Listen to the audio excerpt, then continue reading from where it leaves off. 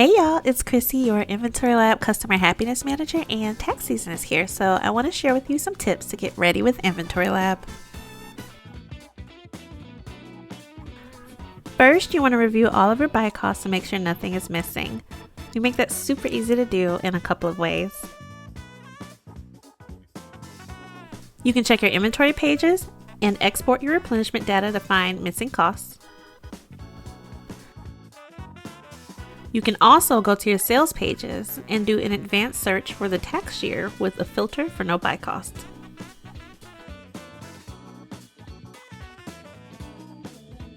Once you have the SKUs that you need to update, you export your inventory page, add in your costs, and then import the numbers in.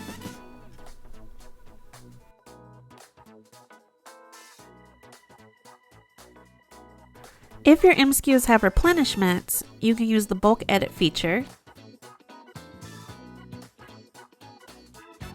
to quickly update your items.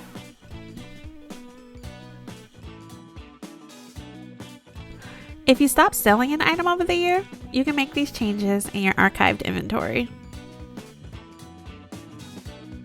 And that's all for part 1.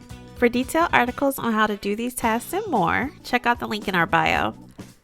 See you soon with our next tax tip.